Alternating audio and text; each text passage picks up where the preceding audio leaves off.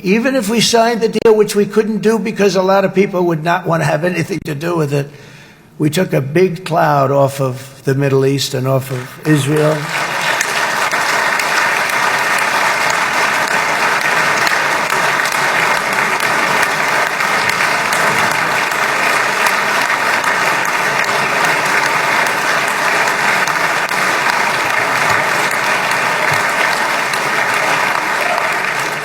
And it was my honor to help.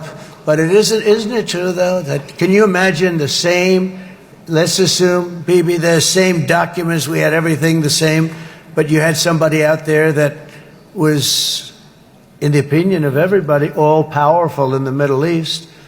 They took a big hit, didn't they? Didn't they take a big hit? Boy, oh boy. They got it from one side, from the other. And you know, it would be great if we could make a peace deal with them. And I think that's me. Would you be happy with that? Wouldn't it be nice, I think? Because I think they want to. I think they're tired. Somebody said, sir, they're starting their nuclear program again. I said, let me tell you something. They're not starting anything. They want to survive. The last thing they want to do is start digging holes again in mountains that just got blown up and start... They're not doing this. They want to survive, okay? But I think we have a chance. Steve, you, and I think Jared, come on, I'll call you back for another one. We always bring Jared when we want to get that deal closed. We bring Jared, but Steve, you and Jared and the General and Pete and Marco, you'll get that deal done easy. I think that'll be easy. But first we have to get Russia done. We got to get that one done. If you don't mind, Steve, let's focus on Russia first, all right? We'll get it done. In Lebanon, the dagger of Hezbollah, long aimed at Israel's throat, has been totally shattered. My administration is actively supporting the new president of Lebanon in his mission to permanently disarm Hezbollah's terror brigades. He's doing very well. And build a thriving state at peace with its neighbors. And you're very much in favor of that, I know. And it's good things are happening there, really good things. And with this week's ceasefire, we've achieved the most challenging breakthrough of them all. The most challenging breakthrough maybe ever. I mean, I've never seen anything like it. I've been involved in a lot of success. I have never seen anything like what's going on today all over the world. People are dancing in the streets, not just in Israel.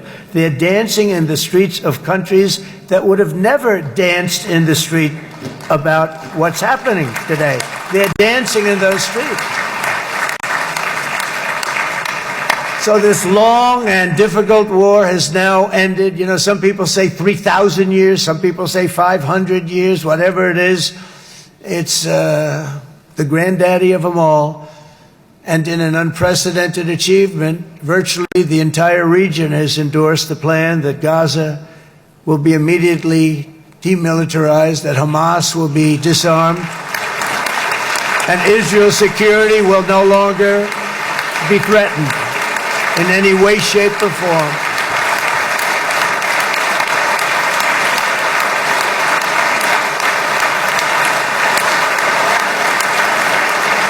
So Israel, with our help, has won all that they can by force of arms. You've won. I mean, you've won. Now it's time to translate these victories against terrorists on the battlefield into the ultimate prize of peace and prosperity for the entire Middle East. It's about time you were able to enjoy the fruits of your labor. Mr. Opposition Leader. I said he's a very nice opposition leader. I think... No, he's a nice man. Bibi, he's a nice man. Good. He knows what he's doing, right? No, he's a very nice guy. Well, see, now you can be a little bit nicer, Bibi, because you're not at war anymore, Bibi.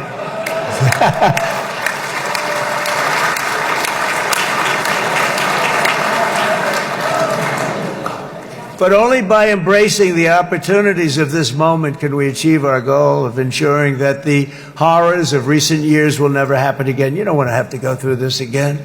8 years ago, I came to this region on a very special first trip abroad as the President of the United States. I came here very early at your request.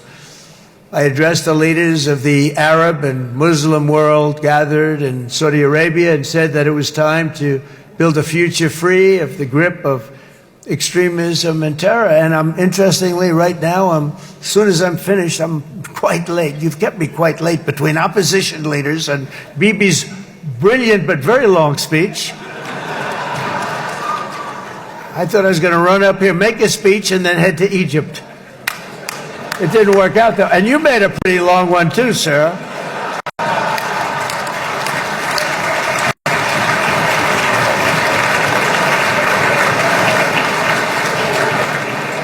But I liked what you all said. It could be worse. Supposing on top of it, I didn't like what you said. That would be no good, Ron, would it? Ron, you did a great job, by the way, Ron.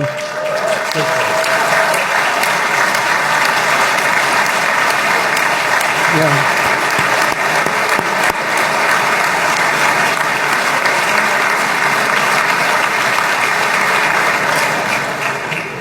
So I'm going to be meeting, actually, in a little while, I'm going to be meeting with the most powerful, the richest nations, really, in the world, although now, with the tariffs, the United States is by far the richest nation in the world, as you probably have been reading.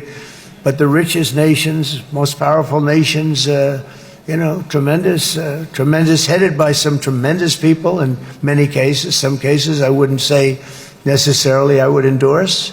But I will tell you, some incredible people that really helped us make this all possible. So I'll be going there. I'll be quite late. They might not be there by the time I get there. But we're going to give it a shot. But the journey we started back then led to the crushing defeat of the ISIS caliphate, to the monumental Abraham Accords, and ultimately to the historic ceasefire this week, in which many of those same nations really played a very pivotal role, I have to tell you. Steve will tell you that. Jared will tell you that. Together we've shown that peace is not just a hope that we can dream about. It's a reality we can build upon day by day, person by person, and nation by nation. And because of that, the Middle East is finally ready to embrace its extraordinary potential. You have extraordinary potential in this region. It should now be clear to everyone throughout the region that decades of fomenting terrorism and extremism, jihadism and anti-Semitism have not worked. They haven't worked. They've been a disaster. They've just killed. They've killed.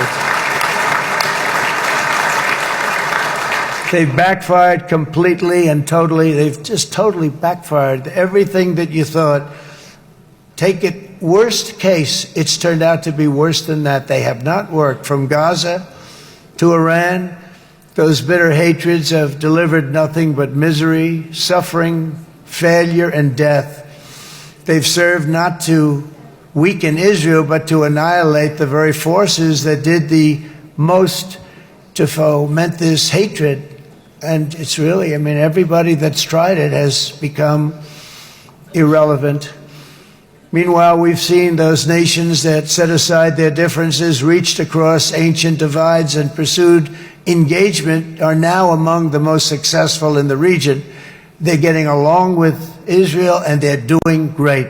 And I can tell you the four nations that joined the Abraham Accords early on, and you'd all be doing me a favor, and I'm going to be saying this in a little while to some other friends. We'd love you all to, is this right, Jared? Join up in the Abraham Accords. We have to join up and get together. You can have that whole thing filled out. We had a very weak administration, worst president in the history of our country by far. And Barack Obama was not far behind, by the way.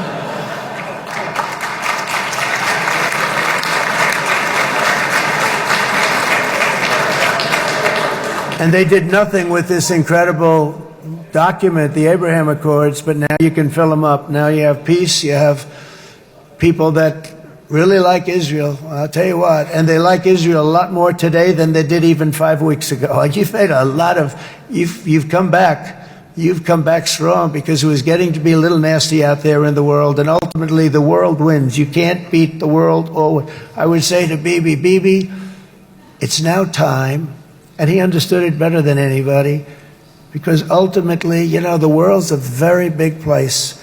And I've said a lot. I said, this piece of land is very small. It's unbelievable what you've done with that tiny. You look at a map even of just, not the world, the Middle East, and you have this little dot.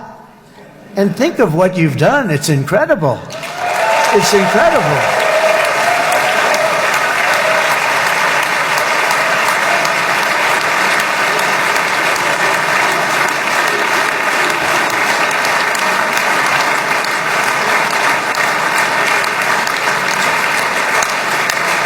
But the world is loving Israel again. And I said to people, you know, the world is big and it's strong. And Ron, ultimately the world wins. And we don't have to worry about that now. But there was getting to be a period of time over the last few months, you know, the world wanted peace and Israel wanted peace. Everybody did. Everybody did. And what a victory it's been, right? What a victory it's been. If you would have gone on for 3-4 more years, keep fighting, it was getting bad. It was getting heated. The timing of this is brilliant. And I said, Bibi, you're going to be remembered for this far more than if you kept this thing going, kill. It would not be the same. And I just want to congratulate you for having the courage to say, that's it, we've won. And now let's enjoy our lives and let's rebuild Israel and make it stronger and bigger and better than it's ever been before. You're going to do that. Took a lot of guts. And the choice for Palestinians could not be more clear. This is their chance to turn forever from the path of terror and violence. It's been extreme, to exile the wicked forces of hate that are in their midst, and I think that's going to happen. I've met some people over the last couple of months that want to see it happen very much, and after tremendous pain and death and hardship, now is the time to concentrate on building their people up instead of trying to tear Israel down. We don't want that to happen again. And the total focus of Gazans must be on restoring the fundamentals of stability, safety, dignity, and economic development so they can finally have the better life that their children really do deserve after all these decades of horror. I intend to be a partner in this effort in the sense that we're going to help and we're going to do something that became unbelievably popular. Everybody wants to be on it. It's called the Board of Peace, okay? How about that? Is that a beautiful name? Like a board of peace.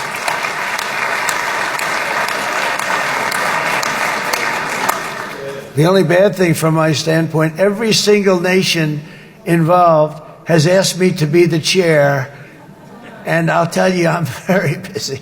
I didn't count on that, but you know what? If we do it, we'll do it right. And we have unbelievable power and wealth, because you're going to need wealth. You're going to need wealth to rebuild things. And they have wealth like few people have wealth. I want to thank the Arab and Muslim nations for their commitment that they've made to support a safe rebuilding of Gaza and beyond. I have many Arab countries, very wealthy countries, that came up and said, we'll put up tremendous amounts of money to get to rebuild Gaza, and I think that's going to happen. The power, they want dignity, they want to come forward, and they want to say, and I want to say who they are, because what they're doing is going to be, I think, something that you're going to be very impressed with, Bibi, and you need that. You need the kind of economic power that they have, and they want to see it work, and they want to see it be safe, and they want to see it be good for Israel, too. And as much money as it will be, and it's a lot, as you can see, it's a lot. For these countries, it's relatively little relative to their worth. It's really a lot of money like most people could never even conceive, but for these countries, it's not that much, especially because it ensures success and stability in the Middle East, which is what they want to see. So many of them will be with us in Egypt in a little while, I think. I'm not sure. They may be gone.